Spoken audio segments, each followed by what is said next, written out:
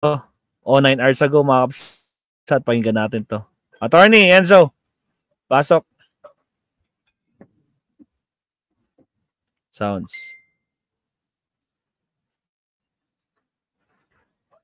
Tataguyod ng Alright. Sa labas ng bansa, anong oras man po sa inyo dyan ngayon? Umaga man po, tanghali, hapon, gabi. Pinapanood man po ninyo ito ng live man po o replay. Mga kabunyog, mga kababayan, ang ating pong pagbati ng magandang araw, Pilipinas at mundo. O yan. Ito mga kabunyog, mainit na balita ito ngayon. Ha? Mainit na balita ito ngayon, galing na mismo sa Comelec, ha? Kabunyog baby, kay Bachua, Veronica Mendoza, Ricky D. Santisteban, kay Josel Rapay, Oscar Tambubong, Juanito Yando Cortez, kay Sani Panahon sa Mission Viejo, California, USA, Leo Toledano, yan mga kabunyog na mga nanonood sa atin ngayon. Ito, Comelec na mismo ang nagsabi nito, kabunyog Ruti. 4 na senador. 4 na senador ang iniimbestigahan nila ngayon. Dahil, bakit? Tumanggap. Based sa records ng Comelec, tumanggap sila ng mga campaign donations o contributions galing sa mga government contractors. Yan, kabunyog Erwin Varela. Ha? Ito na, Comelec na mismo ang nagsabi. 4 na senador yan. Mukhang may alam na kayo kung sino yan. Hindi pinangalanan ng Comelec, pero mukhang may alam na kayo kung sino yan. Di ba? Hindi pa mahalata. Mga kababayan. So dati, di ba, dalawa lang yung alam nating senador noong 2022 elections. 2022 elections, dalawa yon. Sa kanilang report, yung SOSE, yung Statement of Contributions and Expenditures, noong 2022 elections, ang talagang napabalita niyan, si Chis Escudero, 30 million, galing sa Centerways Construction. Yung isa pa na tumanggap ng campaign donations din, galing din sa government contractor, noong 2022, ay si Joel Villanueva, 20 million naman, galing sa New San Jose Builders ni Acuzar. Housing, ano naman yon, nangungontrata sa gobyerno ng mga housing projects. Kaya, pero ngayon, ito na, ngayon lang po ito, mainit na balita po ito, hindi po ito luma, mga kabunyog. Tingnan nyo. Tingnan nyo yung balita. August 21. Kahapon itong balita, mga kabunyog. Tingnan nyo ang date sa baba. GMA News yan. 4 na senador na tumakbo nitong 2025, tumanggap ng donasyon mula sa government contractors. O yan August 21, 2025. GMA News po ito. Kaya galing po yan sa Comelec. Comelec po yan. So ngayon, ngayon, tanungin natin ang mga senador, tatanggap ka ba ng donation sa mga government contractors tapos walang kapalit yan? Kami, linuloko nyo. Linuloko nyo ba kaming mamamayang Pilipino? Anong akala nyo sa amin? Di ba kasi sinasabi ng mga senador, halimbawa si Chis Escudero, ang paliwanag ni Chis Escudero, okay, kaibigan ko yan si Lawrence Lubiano, tumanggap nga ako ng 30 million, pero hindi naman ako nakialam sa mga proyekto niya. Hindi naman ako nakialam, hindi ko siya tinulungan na makakuha ng government contract. Tell that to the Marines, tell it to the Marines. Huwag kami ang lukuhin nyo. Yan mga kabunyog, mga kababayan. Hindi po ito yung dati nang napabalita. Kasi ang dati nang napabalita, si Chis Escudero sa si Cayetano. 30 million kay Chis, 20 million kay Cayetano. Ito, 4 ng senador. Ayon mismo ito sa Comelec, mga kabunyog, mga kababayan. Tapos kung makapagsalita yung mga senador doon sa hearing ng yung Senate Blue Ribbon Committee, galit na galit sila sa mga flood control projects na ghost at saka substandard. Sabi ni Joel Villanueva, dapat managot ang mga yan. Grabe ang ginagawa nila. Di ba? Si Arvin Espiritu, mayroon ng may alam niya na daw kung sino, si Boy Kilay, si Boy Dila, si Punga, at sino pa yung isa? Sino ba Punga? Yan mga kabunyog, mga kababayan, ang sabi ni Rayman Aguirre, kailangan pa bang i-memorize yan? Shout out Oscar Takalan. So mga kabunyog, kaya dito, yung mga kaya tayo nagsasabi, kaya natin paulit-ulit na sinasabi, hindi ka panipaniwala ang mga senador na mag-imbestiga ng mga anomalya sa flood control kasi sila mismo, yung sinasabi ni Ping Lacson na tumatanggap ng yung mga tumatanggap ng kickback, sila yun. Sila yun. Hinahamon natin si Comelec Chairman Garcia. Total, sinabi niya naman na 4 daw na senador yan. Sige na, pangalanan mo kung sino. Comelec Chairman Garcia.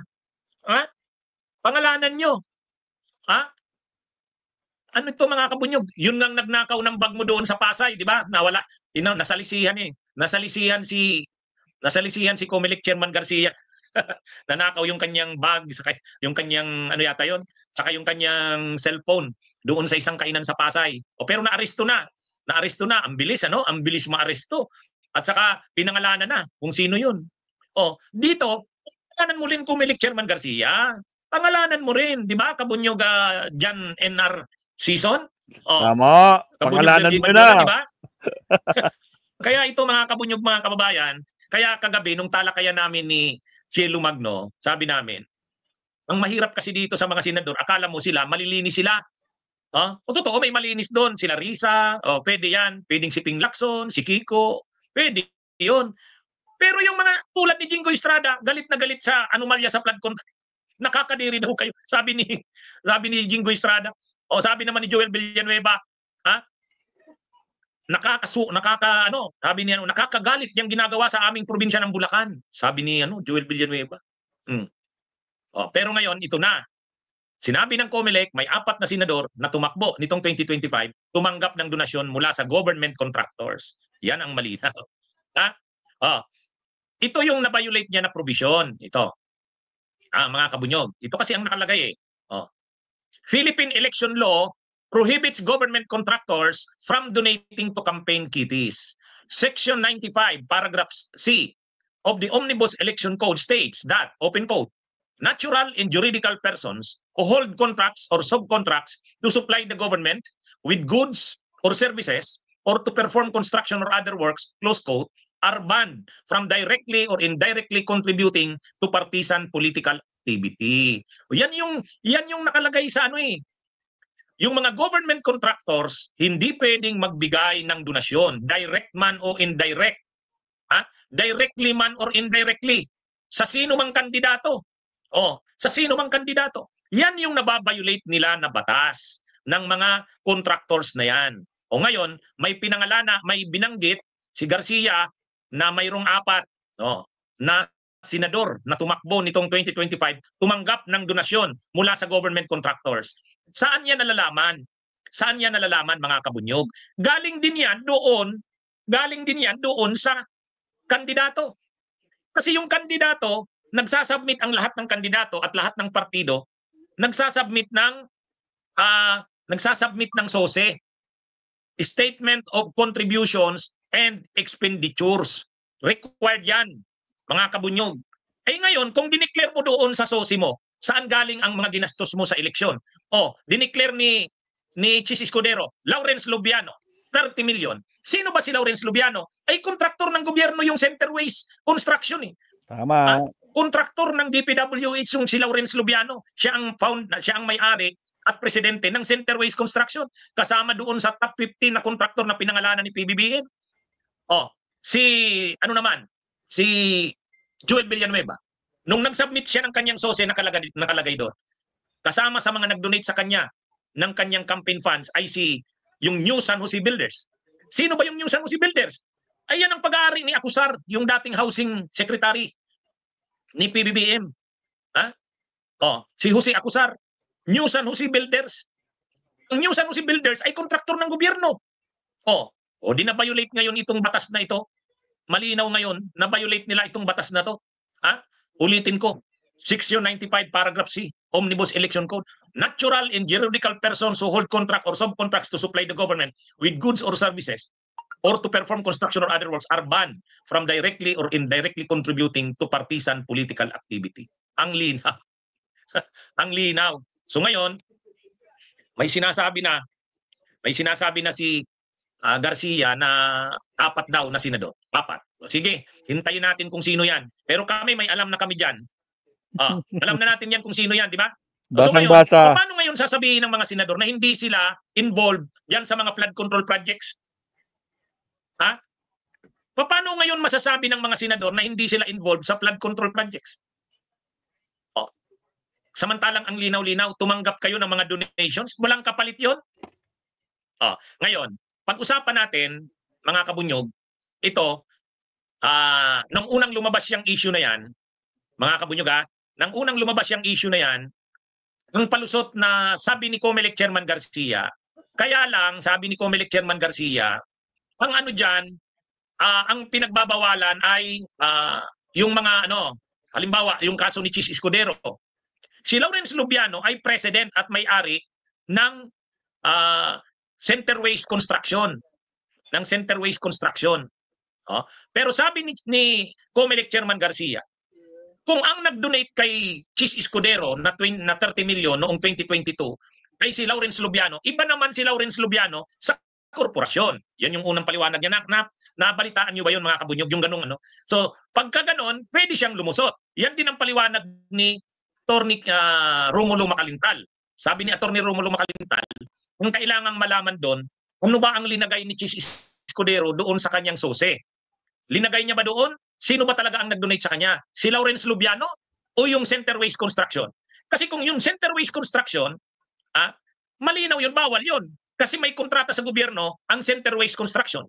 Tapos nag-donate siya. Pero kung ang nakalagay doon sa sose ni Chis Escudero ay si Lawrence Lubiano, pwede pa siyang makalusot. Sabi ni Garcia. Sabi rin ni Macalintal. Yun ang sabi nila. Mga kabunyog, mga kababayan.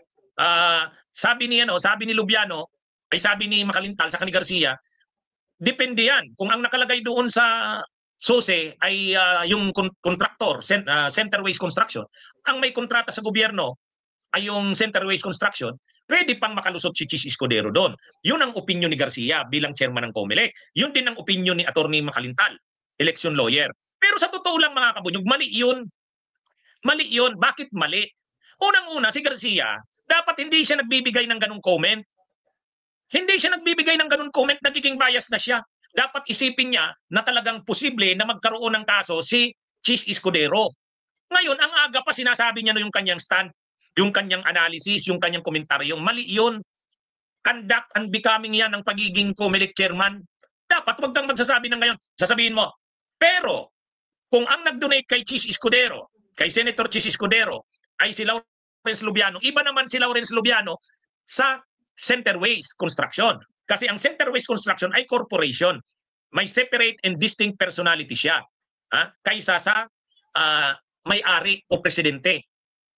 Iba ang may-ari o presidente ng corporation sa corporation mismo. Natural person ang may-ari o si Lubiano, juridical person naman ang corporation. Pero magka-separate silang personality. Separate and distinct. Kaya sabi ni Garcia, pwedeng lumusot si Chis Escudero doon kasi sasabihin niya, ang nag-donate naman sa kanya, hindi naman yung kontraktor ng gobyerno, which is Centerways Construction.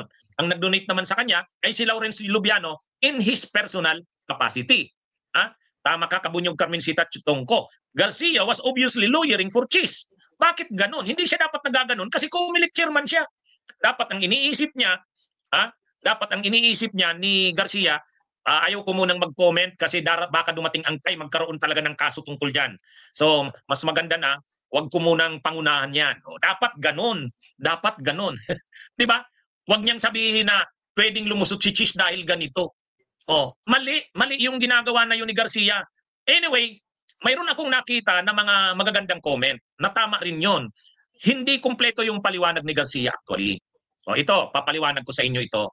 Tama ba na ang korporasyon ay separate, distinct ang personality kaysa sa owners or president or officers nito? Yes. Ang may-ari ng korporasyon, natural person. Yung korporasyon mismo, pinaregister mo yan sa SEC, separate na person yan. Ang tawag doon, juridical person.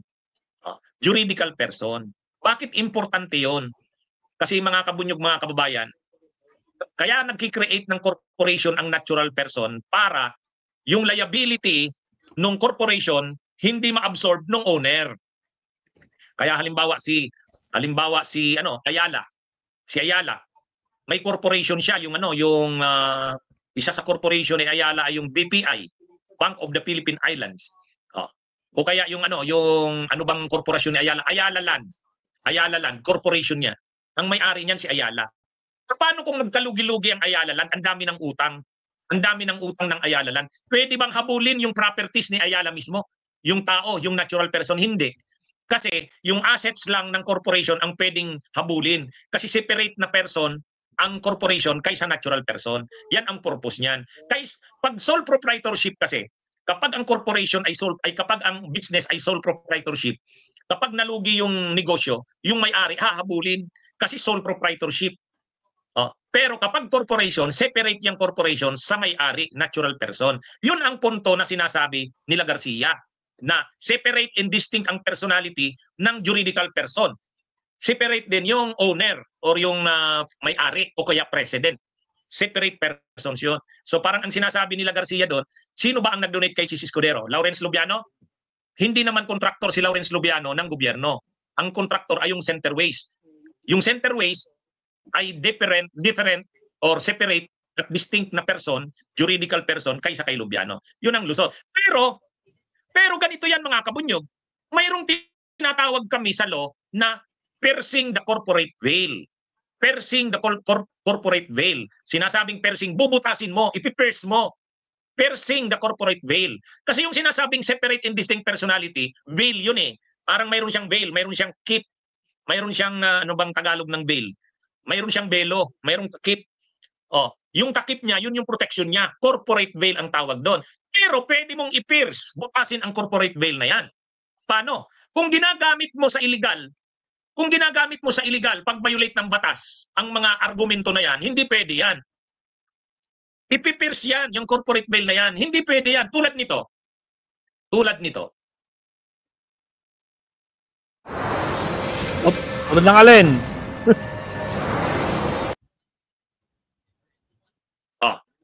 Illegal yung mag-donate yung corporation. Sa katulad ng binasa natin kanina. Illegal. Ang ginawa. So ang nag-donate na lang si Lawrence Lubiano, yung president.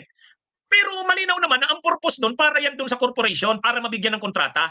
So malinaw dito ngayon na may illegal na ginawa eh. Linulusutan mo lang yung ano na yon, yung illegal na yon, pero illegal yung ginawa mo. Sa bagay na yan, hindi na pwedeng i-invoke o gamitin yung argumento ng separate and distinct personality. Ang tawag sa amin doon, piercing the corporate veil. Hindi ka pwedeng magtago sa separate and distinct personality. Illegal ang ginagawa nyo. Kung legal yung ginagawa nyo, okay. Pero kung illegal yung ginagawa nyo, hindi pwedeng i-invoke yung corporate veil na yan. Yan yun mga kabunyog. Hindi pinaliwanag yan ni Garcia. Kulang yung paliwanag sa ni Attorney Makalintal. Totoo yun. May separate and distinct personality ang corporation kaysa natural person. Iba yung juridical person sa natural person. Ang tawag doon, corporate veil. Pero ang corporate veil, pwede yan butasin, i-pierce kapag ginagamit mo sa illegal. O ano bang ginawa ni Lubiano? Nagbigay siya ng 30 million na donations kay Chis. Illegal yun eh. Kasi president siya nung Centerways. Hindi lang nila pinapalabas na Centerways ang nagbigay dahil illegal yon. Ang lumabas na nagbigay si Lubiano. Pero si Lubiano, siya ang may-ari at president ng Centerways. Malinaw naman yun, ang pinapabura nun yung Centerways. Di ba? Yan, ganyan yan mga kabunyog, mga kababayan.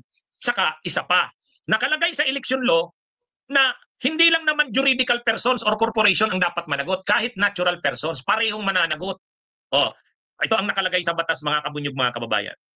Tingnan nyo. Ano bang nakalagay sa batas? Ibalik ko ulit. Philippine election law prohibits government contractors from donating to campaign kitties. Section 95, paragraph C of the Omnibus Election Code states that, open quote, natural and juridical persons. Natural. Sino ba yung natural persons? Si Lubiano, natural person yon. Juridical person, yung Centerways Construction. Kaya actually, natural and juridical persons who hold contract or subcontracts to supply the government with goods or services or to perform construction or other works are banned from directly or indirectly contributing to partisan political activity. So, pareho, natural or juridical person man, bawal. Saka nakalagay naman directly or indirectly man. Ngayon, medyo nagbago na ng tono si Garcia. Ngayon lang, ang tono na ni Garcia, ganito na. Sabi ni Garcia, kasama sa mananagot ang natural persons, hindi lang yung mga corporations. Itong sabi ni Garcia. Take note, Section 95C states, natural or juridical person without distinguishing company president or personal capacity. Garcia said. Mukhang nagbago na si Garcia. Napahiya. Napahiya si Garcia, mga kabunyog, mga kababayan. Yan Hindi ko po ano yan. Sabi ni Garcia ngayon, iba na yung tono ni Garcia. Take note, Section 95C states natural or juridical person without distinguishing company president or personal capacity. Garcia said. Ano na? Di ba? Medyo na ano na si Garcia. Kasi napahiya siya eh. Na-obvious siya na may may parang naglo-lawyer siya kay Cheese. Pero ngayon hindi na. Marami nang nag-comment sa kanya. Ha? Marami nang nag-comment sa kanya, mga kabunyog, mga kababayan. Ha? Sabi ni Time Bomb, wala daw kasalanan ang tumanggap. Hindi 'yon. Ang may tumanggap, may kasalanan din 'yon. Kasi ang pinagbabawal diyan na ano ba ang intent ng batas na 'yan? Ng batas na 'yan, purpose niyan na dapat yung mga tumatakbo sa gobyerno, hindi sila tumatanggap ng ng donations galing sa mga contractors. Kasi pagdating ng panahon, susuklian nila 'yan, babayaran nila 'yan. Di ba?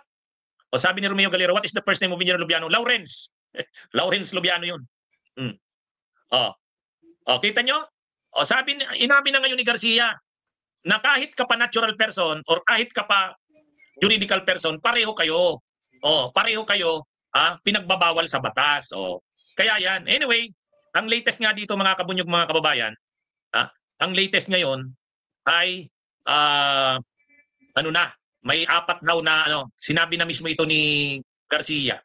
Si Garcia nito ang nag-announce, mga kabunyog, may 4 daw. 4 na senador iniimbestigahan. Sana pangalanan niya yan. At saka dapat i-reveal ng mga senador na yan. Binigyan ba nila ng kontrata? Sabagay, hindi naman nila aaminin yan na binigyan nila ng kontrata yung mga contractors na nag-donate sa kanila. Kaya lang, sino namang mapapaniwala nila na nag-donate sa kanila yung contractors na yon tapos hindi nila susuklian? Ang pagsukli dyan, bibigyan mo rin yan ng proyekto. Bibigyan mo ng proyekto yan. Yan, mga kabunyog, mga kababayan. Hindi lang yan mga senador, ganun din yung mga kongresista. Ganon din yung mga governors, ganon din yung mga mayors, lahat yan. Yan na nga ang problema sa Pilipinas. Kaya nananalo sa eleksyon yung mga may pera kasi binibigyan sila ng mga contractors. Binibigyan sila ng contractors or sila na mismo ang contractors. Sila na mismo ang contractors. Kaya yan, mga kabunyog, mga kababayan. So, hinahamon natin si Comelec Chairman Garcia, pangalanan niya yan. Pangalanan niya yan.